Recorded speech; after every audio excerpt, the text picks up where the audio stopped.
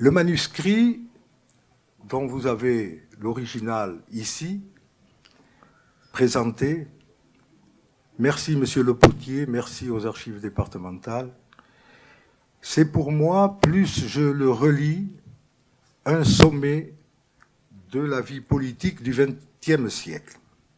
Il a été, comme vient de le dire Christian, rédigé en 1908. C'était la motion préparatoire de la Fédération d'unité socialiste du Tarn au Congrès de Toulouse. Et cette motion, reprise au Congrès dans son contenu, a été votée à l'unanimité avec une seule abstention. Et elle allait, cette motion, je dirais, sceller définitivement l'unité doctrinale du parti, tant sur ses objectifs que sur ses conceptions en matière d'action. On ne peut faire plus politique comme écrit. Chaque page, chaque phrase, le choix même des mots que porte une charge politique. Pour autant, avec Jaurès, les choses ne sont jamais simples. Quelle que soit la nature du texte qu'on aborde, articles, discours, études, on ne peut l'analyser sous un seul angle. Et le risque est toujours présent de ne considérer l'auteur, ce qui est hélas courant, que sur une seule dimension. On peut prendre l'orateur exceptionnel, le parlementaire réformateur, le combattant de la paix, le défenseur des ouvriers, toute qualité indéniable et reconnue, mais qui, isolées, conduisent à des conclusions souvent réductrices et lourdes de contresens. Je recommande donc une certaine prudence et, y compris sur le sujet présent, une approche de Jaurès telle que Madeleine Rebériou l'avait définie. Madeleine Rebériou, la grande connaisseuse de Jaurès, trop tôt disparue, mais qui a tellement apporté à la connaissance de Jaurès, Madeleine Rebériou disait « Jaurès est un continent ». Au plan géographique, un ensemble continental n'est pas réductible à un seul de ces éléments.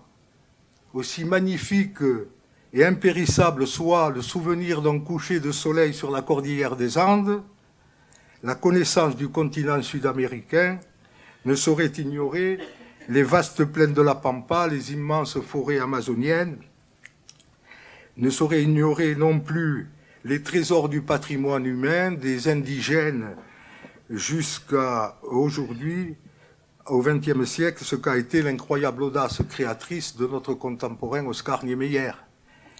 Le continent est constitué de tous ces éléments, de l'ensemble de ces éléments géologiques, historiques et humains.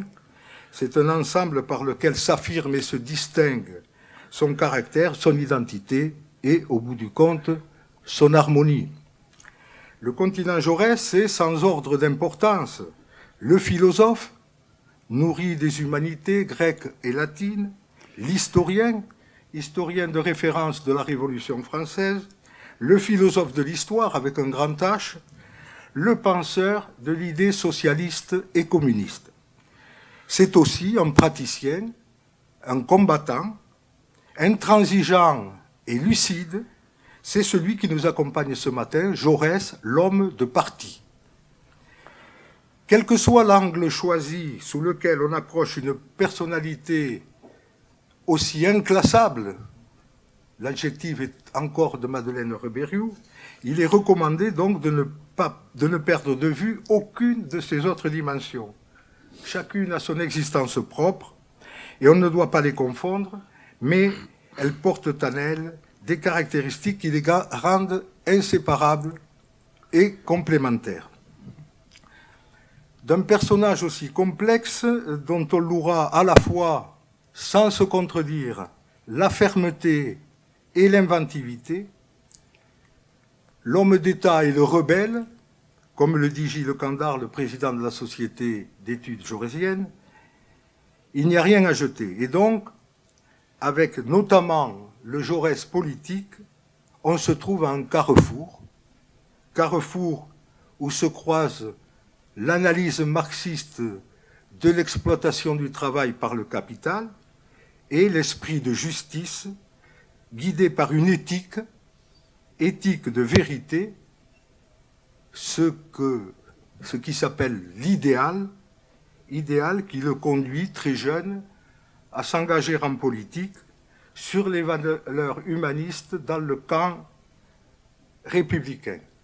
Cette idée, cet idéal, les valeurs de cet idéal, il ne les reniera jamais et il les intégrera, au contraire, à sa pensée en mouvement.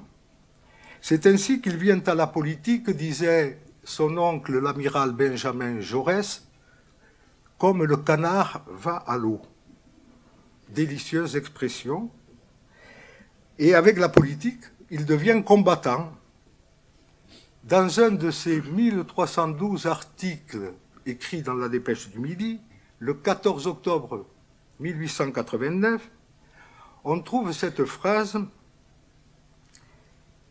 qui recèle toute sa détermination de combattant politique.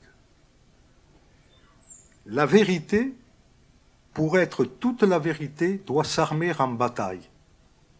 On cite souvent la phrase prononcée dans le discours à la jeunesse de 1903, « Le courage, c'est de chercher la vérité, de la dire ».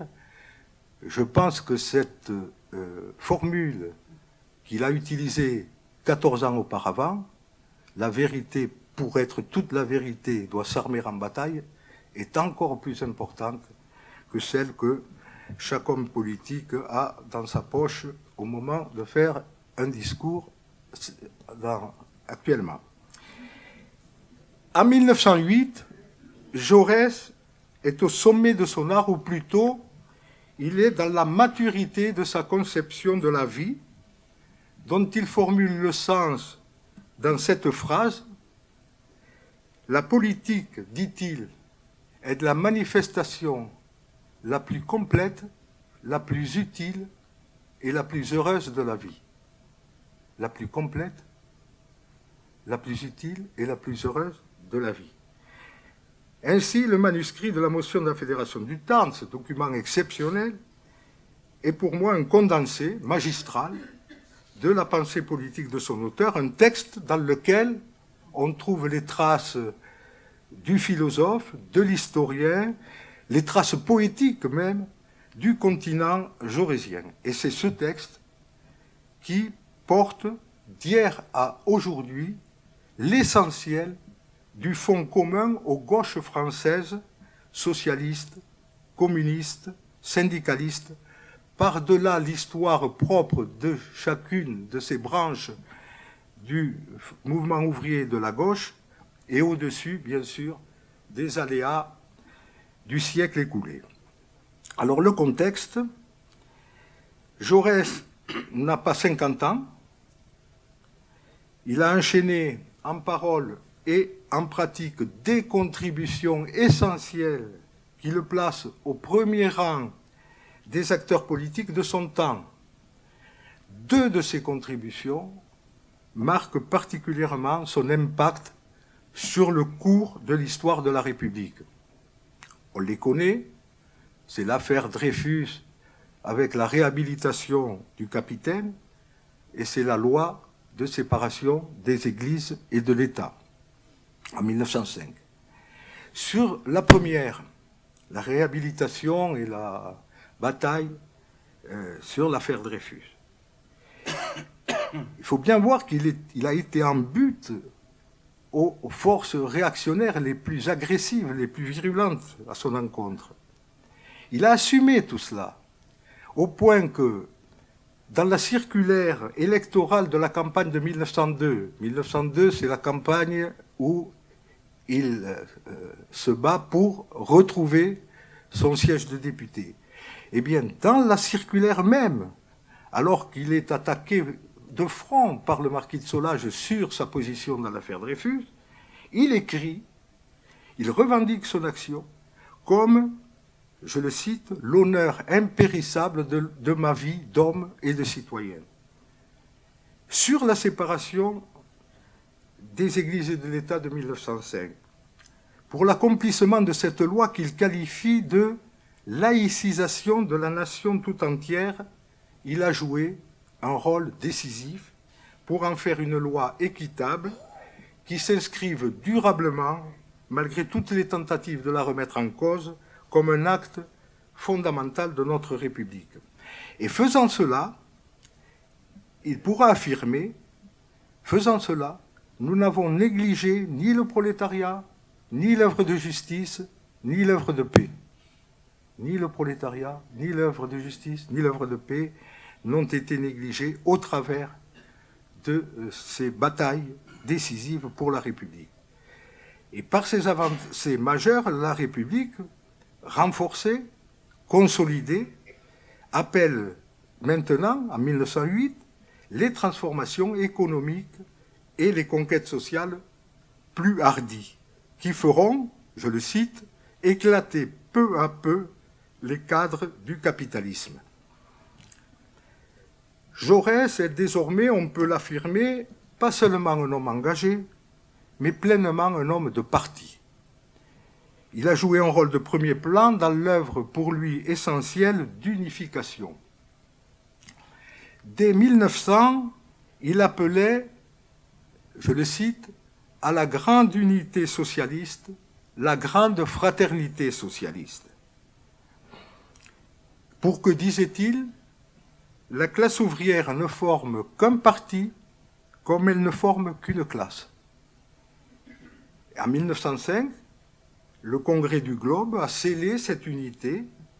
Le programme d'unification des socialistes a été élaboré et ce programme indiquait « Nous sommes un parti de classe qui a pour but de socialiser les moyens de production et d'échange, c'est-à-dire de transformer la société capitaliste en une société collectiviste ou communiste, tout en poursuivant la réalisation de réformes immédiates revendiquées par les travailleurs.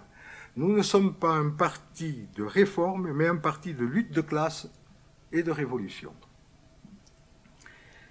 3 ans après, cependant, le Parti socialiste, je précise, section française de l'Internationale ouvrière, c'est important, il est encore tout jeune et ses forces sont fragiles. Il est minoritaire dans le pays, 10% des suffrages exprimés, 52 députés ont été élus en 1906, et il est aux prises avec ce qu'il nomme des malentendus. En fait, les interprétations diverses et contradictoires des problèmes et des méthodes qui le traversent, une clarification s'impose donc, une définition étendue et explicite de l'action du parti. C'est l'objectif donc qu'il assigne à ce texte, à cette motion, qu'il intitule « Déclaration ». Le parti est vraiment en difficulté. Politiquement, il est isolé. Il est en butte aux critiques vigoureuses du syndicalisme révolutionnaire qui est dominant dans la CGT. Il est en difficulté électorale. Au mois de mai de 1908, aux élections municipales, il a perdu plusieurs villes, dont Toulouse, qui avait été conquise 2 ans auparavant. Mais surtout, il est soumis au coup de boutoir de ce qu'on appelait la gauche d'ordre. Sans état d'âme, le président du Conseil en assume la ligne intransigeante et brutale. Clémenceau fait tirer sur les grévistes, qualifié par la presse d'insurrectionnels. À Villeneuve-Saint-Georges et aux Sablières de Draveil, il y a des morts. Et d'autre part, même si depuis 1905, formellement, le parti a été unifié, il n'en est pas pour autant dégagé de toute contradiction. Les confrontations et les débats qui sont en son sein, ce que Jaurès appelle les dissentiments, sont rudes. Souvent, dit-il, réduits à des formules sommaires, toujours sujettes à malentendus. Le parti est en état de confusion. Ça, c'est le préambule. Alors, quelle va être la méthode de Jaurès? Une méthode d'une exigence intellectuelle extrême. On va le voir. C'est la suivante. On ne nie pas les contradictions, on respecte les contradicteurs, et les contradictions, on s'efforce de les dépasser par l'argumentation, les blocages, les divisions, pour donner de l'action du parti dans toutes ses dimensions cette définition étendue et complète et explicite. Aucun point ne sera donc laissé dans l'ombre jusqu'à traiter, en les explicitant, pour y répondre, les objections et les inconvénients sur chacune des propositions avancées. Et on le vérifie tout au long du texte. Certes, ce texte, on le connaissait, il avait été publié dans le Cri des travailleurs, dont vous avez un exemplaire dans la vitrine, mais le manuscrit, dans son intégralité, avec ses ratures, ses repentirs, le jaillissement des idées dans les traits de plume, où se forment les lettres et où se révèle le mouvement de la pensée, outre l'émotion profonde qu'on éprouve à sa lecture, ouvre des pistes de recherche possibles aujourd'hui par son retour à la lumière, et où il a été donc rendu au domaine public en 2012, sorti de plusieurs décennies d'enfermement. Il était dans un coffre-fort privé et menacé d'une nuit éternelle. Et nous l'avons sauvé, et il faut remercier et le Conseil général et le ministère de la Culture de s'être partagé les 178 000 euros, sans lesquels nos efforts seraient demeurés vains. Et dans ces efforts, je veux associer l'historien tarnais Alain Boscus, le président de la Société d'études jaurésiennes Gilles Candard, et le directeur de l'Humanité, Patrick Leyary, qui se sont impliqués en faveur de la sauvegarde du manuscrit.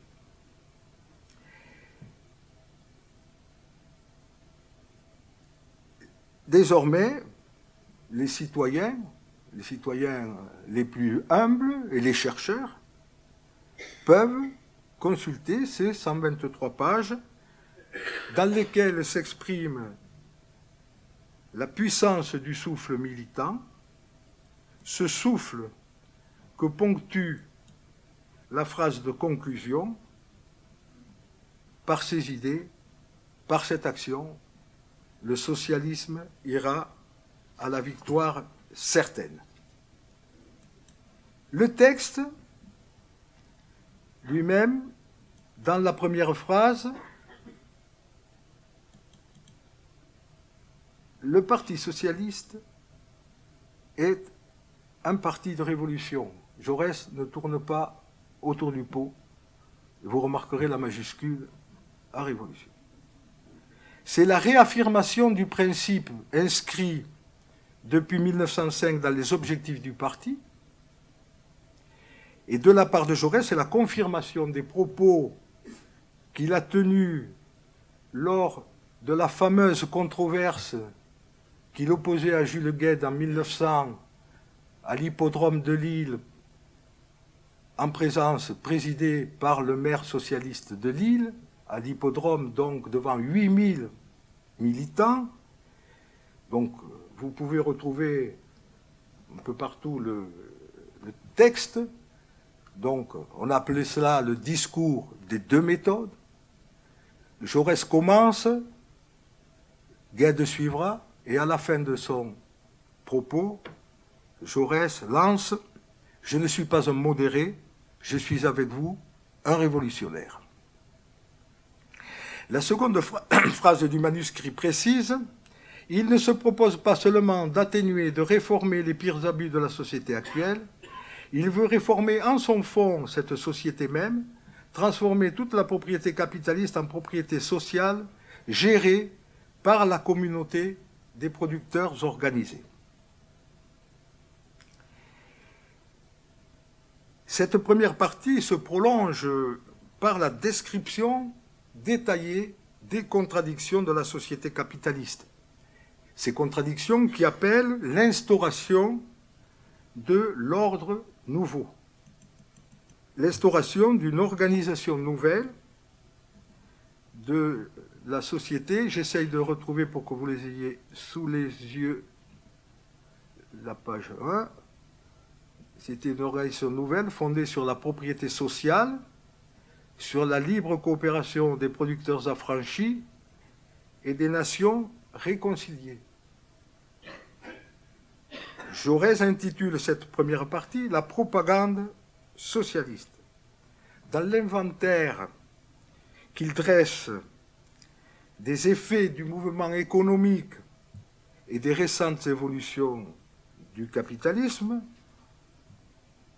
on trouve bien sûr la concentration des entreprises, concentration continue entraînant l'extension des cartels et des trusts, provoquant les fermetures des petits ateliers et commerces. Au-delà, les capitalistes s'accaparent les forces neuves, ils citent les forces hydrauliques, et ils qualifient cet accaparement de frauduleux. Et il enchaîne en évoquant le monopole grandissant des sociétés de crédit, il ajoute irresponsables, maîtresse de l'épargne publique et de son emploi, l'enchevêtrement toujours plus serré des marchés du monde et l'ébranlement universel propagé par les commotions économiques ou les paniques financières des diverses nations, les crises qui sévissent, etc. etc. Quelle actualité! Les victimes de ce système sont citées, producteurs ruinés, consommateurs affamés, les pauvres, le commerce, l'industrie. Nous sommes dans un état de violence et Jaurès a horreur de la violence. Il en décèle les causes et en relève les effets dans la violence des conflits sociaux. Ces affrontements, les grèves, les lockouts, sont tragiques, dit-il. Jaurès n'enjolive pas la lutte des classes. Il l'assume pleinement, mais, comme pour Marx, il considère qu'elle est vouée à disparaître. Et il a cette formule.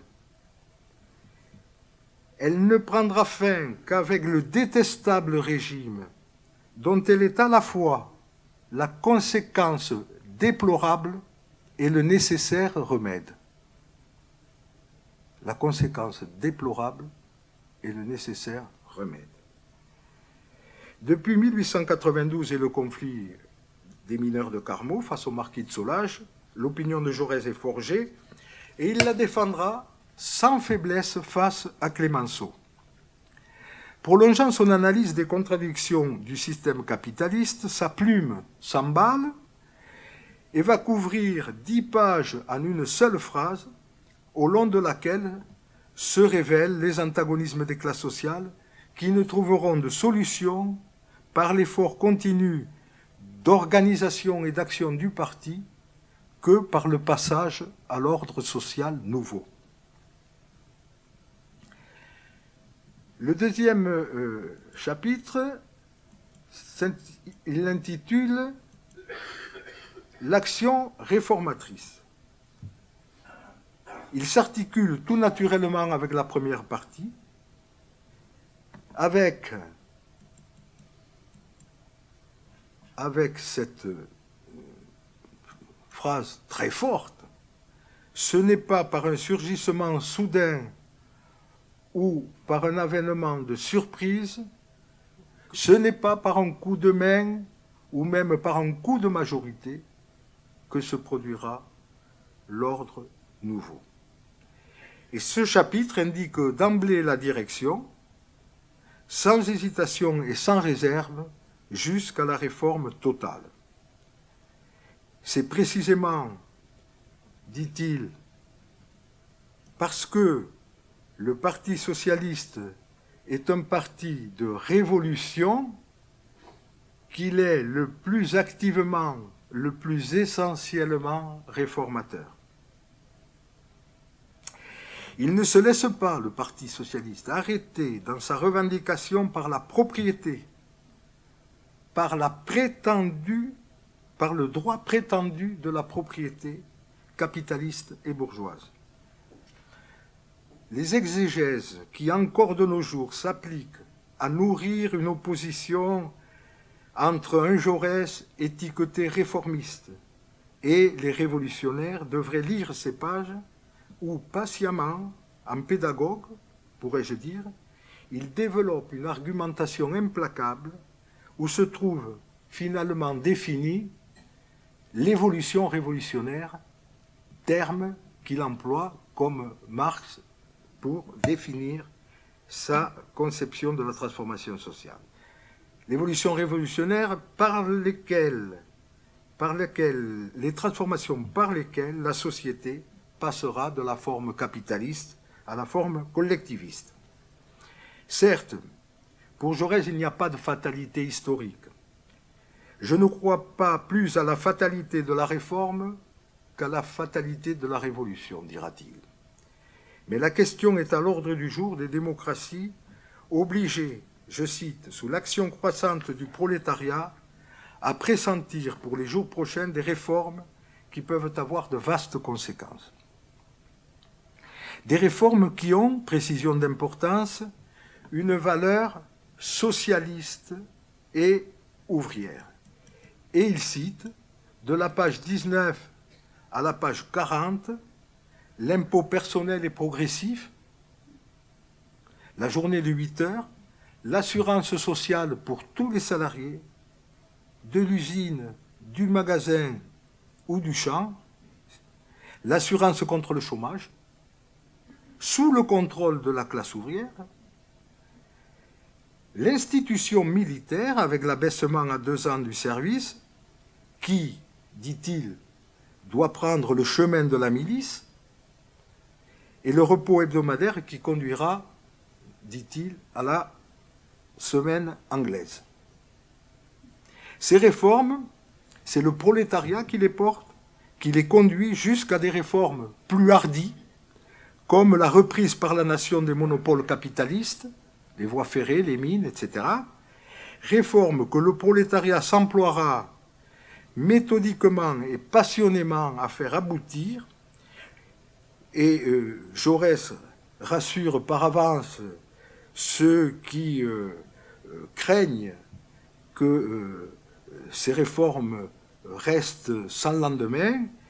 Il leur dit, à condition, ça n'aboutira à la réforme totale qu'à condition qu'il, le prolétariat, qu'il y mette sa main et sa marque, qu'il en assure le contrôle et qu'il en vérifie le fonctionnement par ses organisations.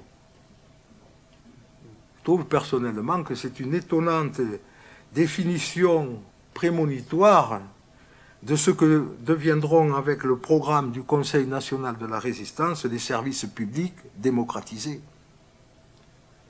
Que les travailleurs en assurent le contrôle et en vérifient le fonctionnement par ces organisations. À ce stade, il est utile de s'interroger comment et par quel prodige intellectuel cette motion de la Fédération du Tarn va-t-elle se déployer jusqu'à déboucher sur une unanimité, sur l'accord général des délégués au Congrès de Toulouse, parmi lesquels ses contradicteurs, les guédistes, ce qu'on appelait les insurrectionnels, ces contradicteurs qui sont aussi nombreux qu'exigeants et divers. Alors le 17 octobre, à Toulouse, le discours de Jaurès va parachever ce travail. Il s'achève en triomphe et le Congrès vote une motion unique dont notre document est la matrice. Comment cette unanimité se concrétise-t-elle sans que pour autant ne soient effacés ou même estompés tous les problèmes posés au parti? Comment cela est-il possible sans que n'en résulte, comme ce sera plus tard le cas dans l'histoire, une conclusion du type motion caoutchouc, motion nègre blanc?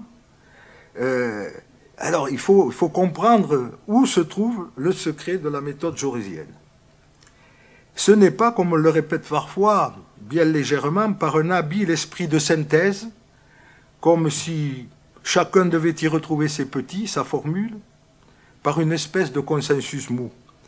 Sa méthode intellectuelle et politique, elle repose sur la volonté de pousser à fond l'examen de chaque problème, de chaque situation concrète, et surtout pas d'en rester à des formules sommaires, source de malentendus. Il dira à Toulouse, il aura cette phrase dans son discours, « Pour l'avenir du parti, il vaudrait mieux nous diviser sur des formules nettes que de nous confondre sur des formules obscures. » Il ne rejettera donc aucune des questions posées au mouvement, et surtout pas celle de ses camarades contradicteurs. Gued, qui était malade et qui n'a pas pu participer au congrès, Lafargue, Braque, Rapoport, qui apportaient et qui apportent encore des réponses opposées aux siennes. Jaurès accepte la contradiction. Il la suscite même, et il l'aide à s'exprimer sans phare, sans pour autant confondre ses camarades avec des ennemis. Dans le parti, dit-il, je crois n'avoir que des amis.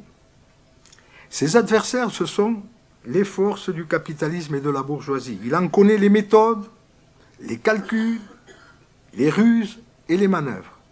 Il en dévoile les pièges. On ne doit pas opposer, je crois, et on l'a malheureusement trop souvent fait, un prétendu réalisme et la lucidité de gens comme Lénine ou Rosa Luxembourg à un Jaurès prétendument rêveur, naïf, etc. Et les pages 30 à 37 réfutent ce reproche de naïveté. Les manœuvres, il les regarde en face. Et il sait que, au travers des réformes, il devra faire face aux pièges. Il les décrit précisément et il propose des réponses concrètes par lesquelles l'organisation des forces ouvrières, le prolétariat, pourra pénétrer dans l'administration des services publics et de la propriété. Ça me permettra de boire un peu d'eau et je vais vous ramener à ces pages 33, 34, 35, dans lesquelles il développe sur les pièges et comment les surmonter. Et hop là. Et ainsi, du piège qui lui est tendu, le prolétariat aura fait un nouvel engin de lutte. Ainsi, il entrera dans l'administration des services publics et il pénétrera tous les jours plus profondément dans la propriété industrielle en y affirmant sa force de classe, toute son autonomie, toute sa revendication. Là, on a le Jaurès que je qualifie de stratège. Et selon la même méthode, il va aborder dans le dernier chapitre l'action parlementaire. Vous devez savoir que l'antiparlementarisme à cette époque, était extrêmement virulent dans le parti. La motion doit y répondre, franchement. Il le fait en rattachant l'action parlementaire au mouvement d'ensemble. Bien sûr, dit-il, les élus élèveront une protestation incessante contre le capitalisme et ses abus de tous ordres. Mais ils ne se borneront pas à une politique de pure négation et de pure protestation. C'est donc là le secret de la méthode unitaire et de son succès auprès des Guedes, Lafargue, Allemann, et non dans une recherche un peu magique de compromis. Dès le 3e chapitre, consacré au syndicalisme, vous voyez le sous-titre, la motion affronte un enjeu qui ne cesse d'interpeller le mouvement ouvrier jusqu'à aujourd'hui. 2 ans auparavant, à Limoges, en novembre 1906, se tenait le précédent congrès du Parti socialiste. Il suivait de près celui de la CGT, qui avait eu lieu en octobre de 1906, congrès de la CGT qui avait donné lieu à une motion qui est passée à la postérité sous le nom de Charte d'Amiens. Et dans cette Charte d'Amiens, c'est l'affirmation du vieux principe cher à Proudhon d'autonomie ouvrière. À Limoges, au congrès du Parti socialiste, le débat est vif et il y a 2 propositions soumises au congrès. Il y a la proposition des guédistes qui prônent, à côté de la CGT, l'organisation de syndicats amis, c'est comme ça qu'ils appellent, et celle de la Fédération du Tarn avec Jaurès. Et c'est cette motion de Jaurès qui l'emporte, mais de très peu, avec 53%. Refusant de s'engager dans une lutte ouverte avec la direction de la CGT, le parti prend acte de la résolution d'Amiens en faveur de l'indépendance du syndicalisme et appelle, citation, sans confusion ni subordination ni défiance, sans confusion ni subordination ni défiance, à une libre coopération. Jaurès fait le pari que cette autonomie réciproque aboutira à une action librement, organiquement convergente entre l'organisme politique et l'organisme économique du mouvement ouvrier. Il a ouvert une tribune, d'ailleurs, dans l'Humanité, où s'expriment librement les dirigeants syndicaux. Le manuscrit de 1908 poursuit et précise cette orientation. La fonction du syndicalisme, admirable puissance d'éducation et de combat, s'élève par-delà le corporatisme, par la grande lutte collective, vers la libération collective et totale. Citation, « Le syndicalisme s'élargit naturellement en socialisme. En lui, écrit-il, la pensée de Marx et celle de Proudhon se réconcilient. C'est la démonstration que politique et syndicalisme ouvrier se complètent, se conjuguent, se préservent mutuellement de dérives, assurant leur intégrité avec, page 55 du manuscrit, on y arrive, cette formulation étonnante, lorsqu'on la lit un siècle après, préserver, je ne sais pas si j'y suis arrivé, voilà, l'intégrité contre toute même mise de nouvelles bureaucraties et d'oligarchies nouvelles.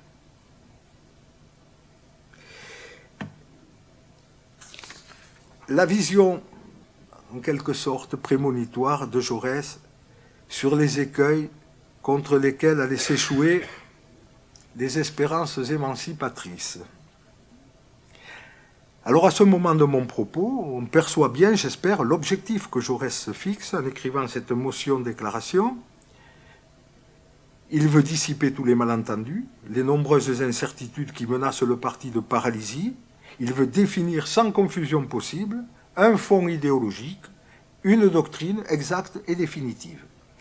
Il la défend donc le 17 octobre par un discours que je vous conseille d'aller chercher sur Internet, vous ne le regretterez pas, à l'argumentation rigoureuse, non sans polémiquer, lorsqu'il le juge utile, mais toujours avec un souci, le souci de démontrer, jamais d'imposer. Jamais d'imposer. Il n'y a aucune pensée tactique dans son argumentation. Jaurès ne cherche jamais, il n'est jamais à la recherche mesquine qu'il juge improductive de ces citations, de combinaisons factices de points de vue.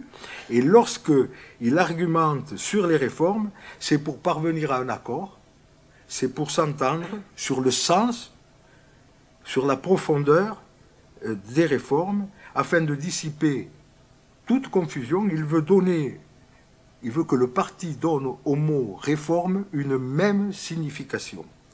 Et c'est dans cet objectif qu'il interpelle dans son discours directement Rapoport, Braque et Lafargue, et il met à jour les failles de leur position, leurs ambiguïtés et leurs contradictions.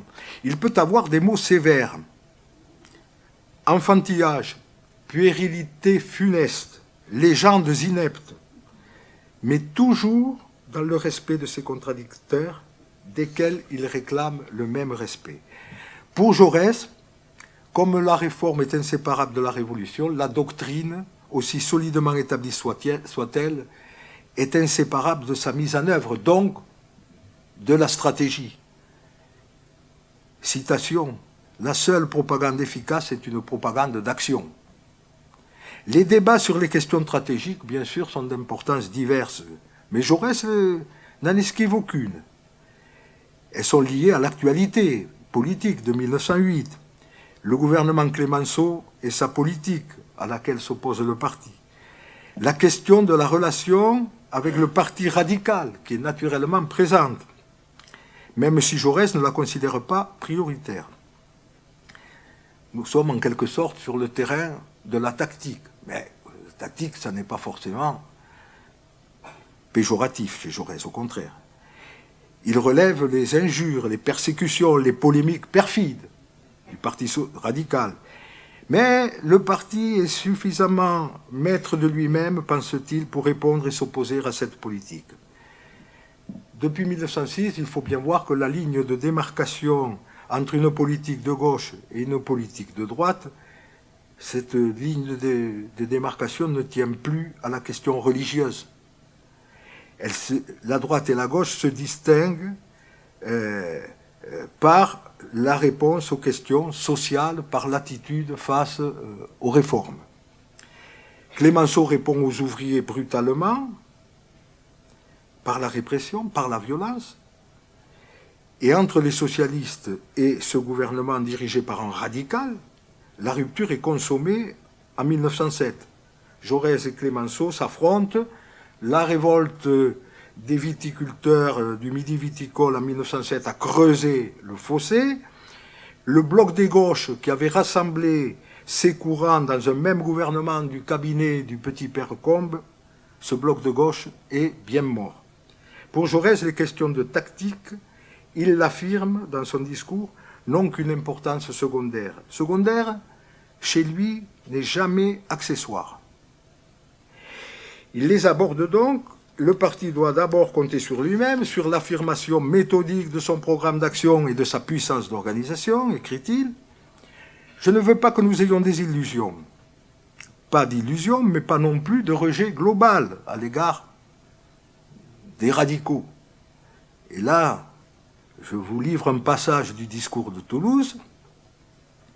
Ceux-là même, parmi les radicaux qui dénoncent le plus dans leurs propos, qui redoutent le plus dans leur conscience la politique ministérielle, n'ont pas eu encore le courage de s'en séparer clairement, hautement, et de désavouer, de rejeter toute part de responsabilité. Mais ils s'y essaient confusément, et comme nous sommes des hommes pleins de sympathie humaine, nous n'avons pas le droit d'ajouter encore à des difficultés qui paraissent inextricables. Dans tous les cas, il ne serait pas conforme à la loyauté, à la sincérité de dire d'avance « Quoi qu'il advienne, nous ne ferons aucune différence entre ceux qui s'enfonceront décidément dans la réaction et ceux qui essaieront de s'en dégager pour se rattacher à la classe ouvrière, force organique et conquérante de la République. » toute référence à la situation actuelle ne serait que pure coïncidence. On trouve la même rigueur d'argumentation, la même rigueur dialectique lorsqu'il traite de l'action parlementaire. Elle ne doit pas être séparée de l'action générale du parti. Les élus, pour Jaurès, sont, et c'est une formule que je garde précieusement dans ma tête, les élus sont au point d'intersection de l'organisation et du suffrage universel. Ils doivent appeler à l'acte les forces ouvrières et paysannes. Ils doivent apporter réponse aux volontés prolétariennes encore dispersées à 2000 attentes, afin de conquérir des avancées, même partielles, dans le sens des réformes et par là même des conquêtes hors du Parlement. Pas la moindre concession à l'anti-parlementarisme. Dans son discours de Toulouse, il va interpeller ceux qui dénigrent, ceux qui sèment le doute sur la probité des élus, en premier lieu Lafargue. Il leur dit, ceux qui veulent bien envoyer des délégués au Parlement mais qui déclarent par avance qu'ils n'y joueront qu'un rôle de dérision, d'illusion, d'impuissance et de corruption, ceux-là ne sont pas raisonnables. Jamais séparés de la propagande collectiviste et communiste, l'action réformatrice, l'action syndicale, l'action parlementaire, ce sont, pour Jaurès, les moteurs du combat émancipateur. Les nier, les dévaloriser, les séparer et se priver sous de bonnes raisons, soi-disant révolutionnaires, des moyens d'action qu'offre ce qu'il appelle la démocratie incomplète, c'est finalement considérer, dit-il, que dans le capitalisme, il n'y a rien à faire qu'à préparer la force insurrectionnelle de demain.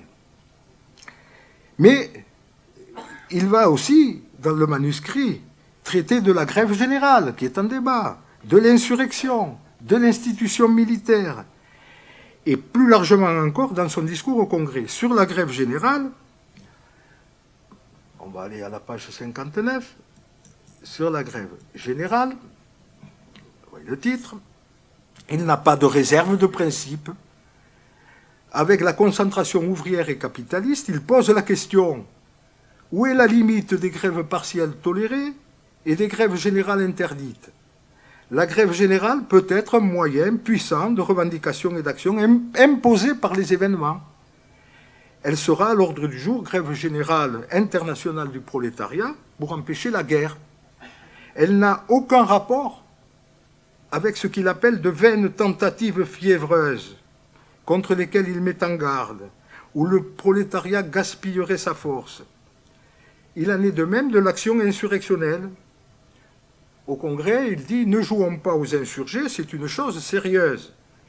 L'insurrection n'est pas un jeu, c'est un droit, un suprême recours, inscrit dans la formule même de la démocratie bourgeoise dans sa constitution de 1793, et pour la défense de la paix internationale, pour celle du droit ouvrier, après avoir au préalable épuisé tous les recours, tous les moyens légaux, l'insurrection, qui n'a rien de commun avec l'aventure à laquelle conduiraient les tentatives désespérées ou étourdies de groupes surexcités, elle est définie comme de grands mouvements collectifs, n'ayant quelque chance de réussir, précise-t-il, que si elle procède de l'émotion générale du prolétariat, si elle est l'affaire avec les ouvriers de millions de paysans, et si une grande partie de l'armée elle-même est gagnée à la cause.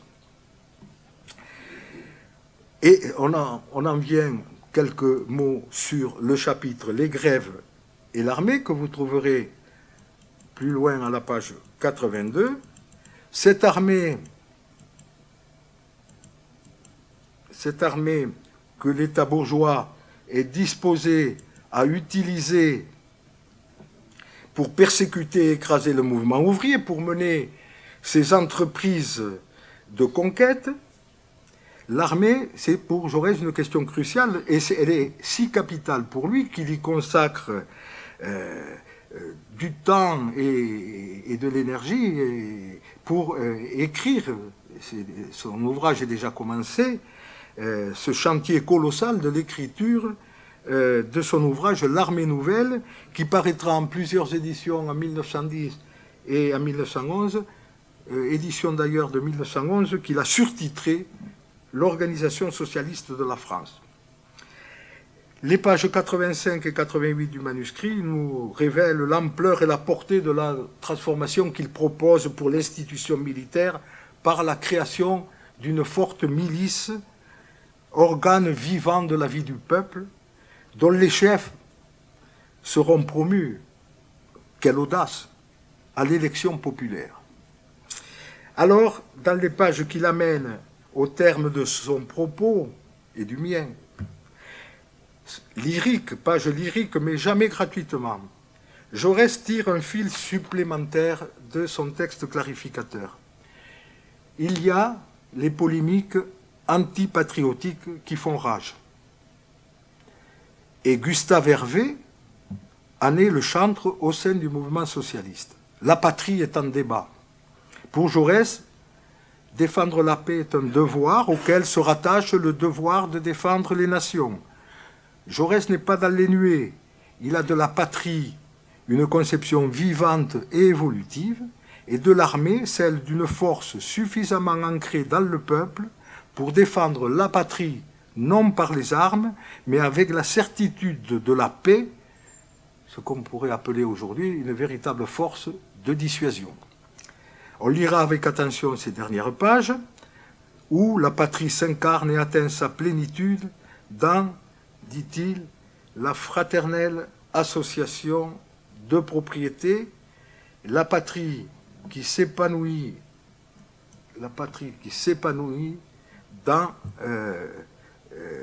par le socialisme grandissant comme un élément autonome de la grande patrie internationale du travail affranchi. Vous voyez, dans une phrase comme ça, où on retrouve tous les éléments de l'internationalisme, de la paix, de la fraternité.